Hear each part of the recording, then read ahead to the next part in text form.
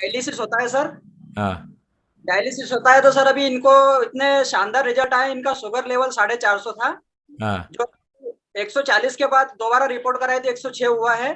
हाँ। ब्लड इनका नॉर्मल हुआ है और इनके बॉडी में पूरे पे सूजन आ हुआ था तो वो भी नॉर्मल हो गया है। हाँ हाँ। आइए सर, मेरे साथ बैठे हैं, थोड़ा सर इनके द्वारा आप जानकारी लें सर, इनको क्या क्या फायदे हुए सर कैंगन पानी कब से। से पी रहे कैंगन पानी? 1 महीना और 2 रोज हो गए। 1 महीने 2 रोज हो गए, तो क्या क्या फर्क आपको? क्या किडनी का इश्यू है? डायलिसिस करवा रहे हो तो क्या फर्क नजर आया आपको आप में? 7 लीटर पानी बढ़ता था हाँ। और अब 1.5 पे आ गई गाड़ी। अच्छा। शरीर का वजन पूरा उतर गया है। हाँ। ब्लड प्रेशर बहुत नॉर्मल हो गया है। ये तो पहले रोज ब्लड प्रेशर बढ़ जाता था।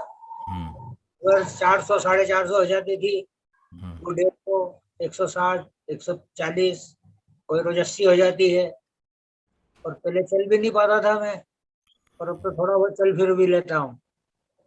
पहले पकड़ को लेते थे, अब मैं अकेला यहाँ से वहाँ 2 घर है, तो सामने वाले घर अकेला चले जाता हूँ अब। Very good sir. तो यानी कि आपको सिर्फ 1 महीने 2 दिन में ही आपको बहुत सारा फर्क नजर आ गया आपको, आपके पानी पीने में के बाद आपके हेल्थ में। अभी जांच नहीं करवाई है। सर मैं कुछ अपना टेस्टिमोनियम बताना चाह रहा हूँ। अभी भी डायलिसिस करा के आया, ये देख सकते हैं हाथ में। हाँ। अभी ओके। जस्ट आया हूँ मैं। हम्म। तो सर एक्चुअली क्या है, मेरे कुछ 2 दिन पहले मतलब ये मेरे दांत से ब्लड आ रहे थे, तो मैंने 2.5 pH पानी से कुल्ला किया 2 दिन मात्र, सुबह और शाम। हम्म। तो वो ब्लड आकर के यहाँ रुक जाते थे, वो थक्का जम जाता, तो वो बिल्कुल टोटली बंद हो गए सर, बिल्कुल रिलैक्स। हम्म। कहीं से किसी प्रकार की कोई प्रॉब्लम नहीं। और ये स्किन की प्रॉब्लम हो गई थी, एक्जिमा बोलते हैं। हाँ। तो ये देख सकते हैं यहाँ पे। हाँ जी। तो ये सर काफी परेशान होती थी, मतलब वो खुजली करते करते, लेकिन अब वो भी नॉर्मल हो गया है। वेरी। और इसके अलावा सर जहाँ तक डायलिसिस के बात है, तो ये इसमें तो जो मुझे राहत मिली है, भले ही डायलिसिस हो रही है, मुझे उम्मीद है कि आने वाला समय में भले ही समय लगे लेकिन काफी कंट्रोल हो जाएगी।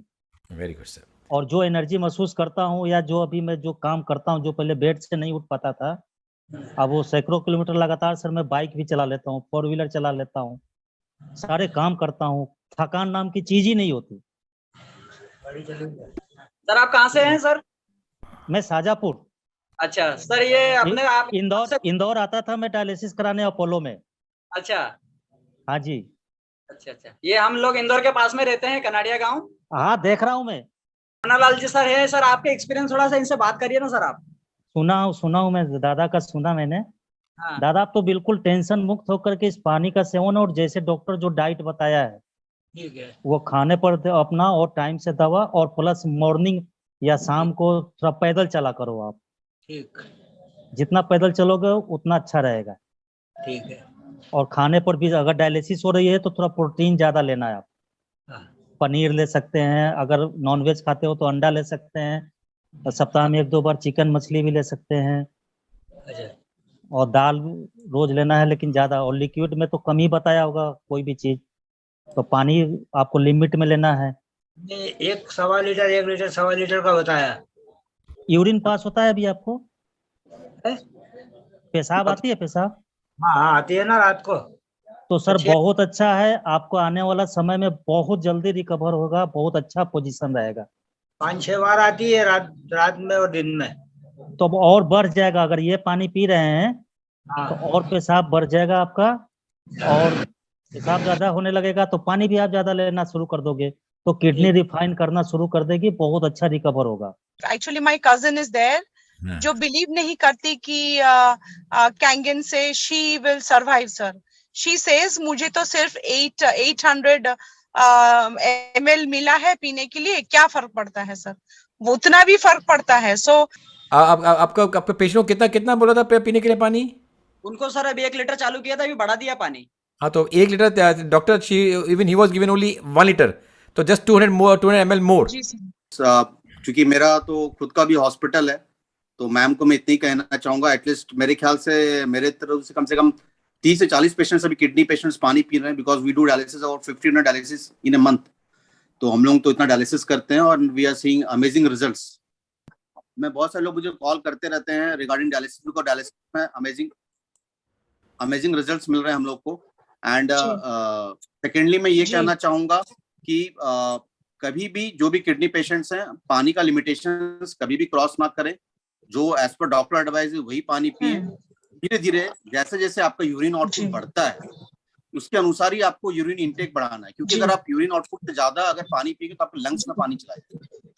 तो कभी भी ये एडवाइजेबल नहीं है। लेकिन मैंने देखा है, क्योंकि मैं करीबन 1 साल से किडनी पेशेंट्स को पानी पिला रहा हूँ। अभी हाल में मैंने सर से भी टेस्टिमोनियल शेयर किया कि जो हमारे कुछ किडनी पेशेंट जिनका क्रिएटिनिन 6.2 था पिछले 3 महीने पहले, आज वो 2.2 पे है।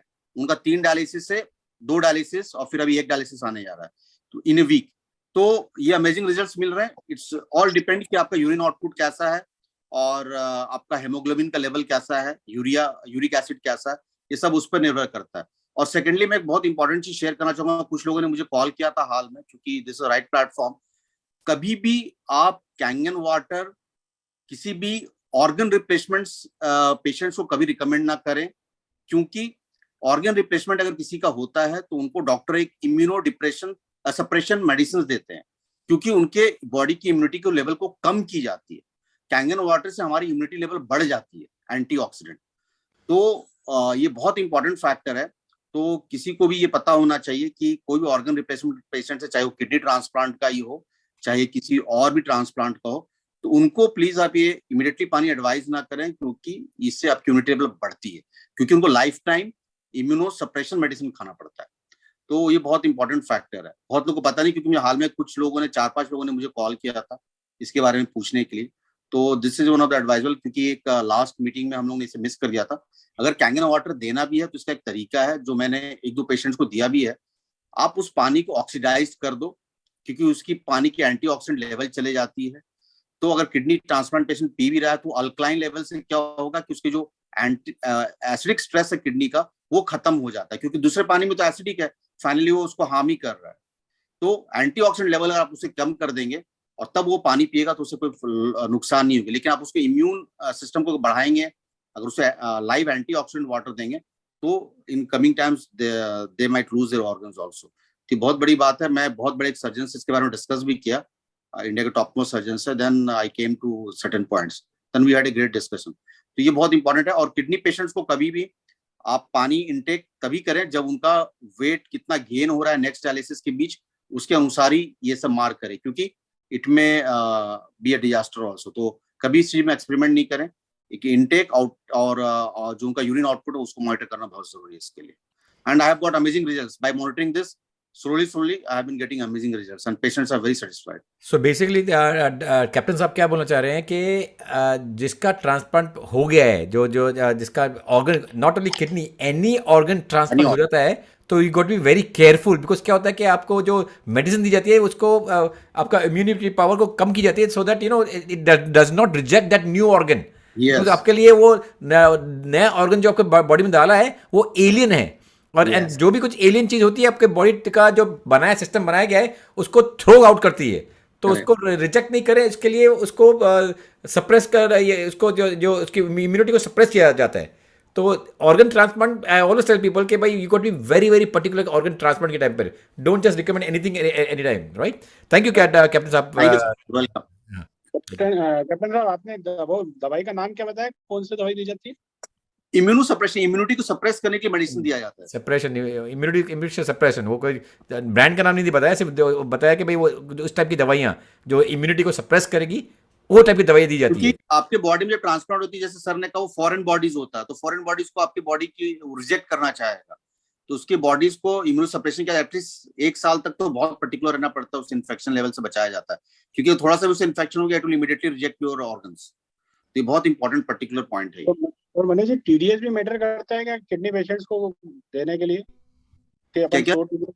टीडीएस भी मैटर करता है क्या कि टीडीएस कितना होना चाहिए पानी का? देखिए, टीडीएस तो नॉर्मल हमारा drinkable as per WHO 300 TDS से हमें पानी ऐसे भी नहीं पीना चाहिए, ठीक है? हाँ, नहीं तो, अगर कैंगन में 100 टीडीएस तक का पानी दे रहे हैं तो कैंगन वाटर का टीडीएस तो सर ऐसे भी हम लोग बहुत नॉमिनल रखते हैं, 75 से 150 टीडीएस के बीच होना चाहिए, क्योंकि अगर आपका सही इलेक्ट्रोलाइट्स बॉडी में नहीं जाएगा तो वो ऐसे भी आपको हार्म करेगा। तो इलेक्ट्रोलाइट्स चाहिए, इलेक्ट्रॉन्स की कोई प्रॉब्लम नहीं है। लेकिन हाँ, टीडीएस ये भी इंपॉर्टेंट है, बहुत ज्यादा टीडीएस वाला पानी भी नहीं होना चाहिए, क्योंकि आप ज्यादा हाई मिनरल्स पानी ले रहे हैं तो आपका पोटासियम की मात्रा बहुत ज्यादा बढ़ जाती है।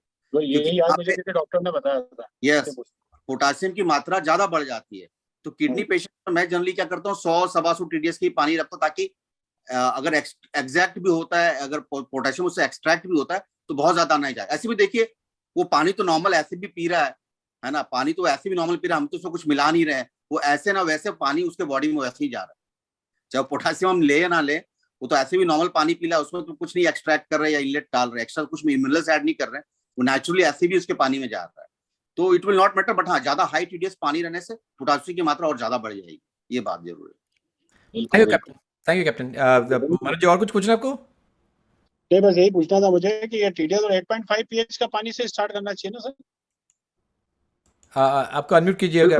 बिल्कुल मैंने हमेशा 8.5 से स्टार्ट किया है, क्योंकि किडनी पेशेंट्स को जनरली क्या होता है कि उनका पानी इंटेक बहुत कम होता है, तो उनके क्लोन में ना वो जाके जम जाता है, बिकॉज वो इट्स ए माइक्रोक्लस्टर वाटर, तो उनके क्लोन में इन्फ्लेट कर देता है। तो मैं देखा उनकी कॉन्स्टिपेशन बहुत ज्यादा होने लगती है, तो 8.5 से धीरे धीरे फिर मैं बढ़ाता हूँ।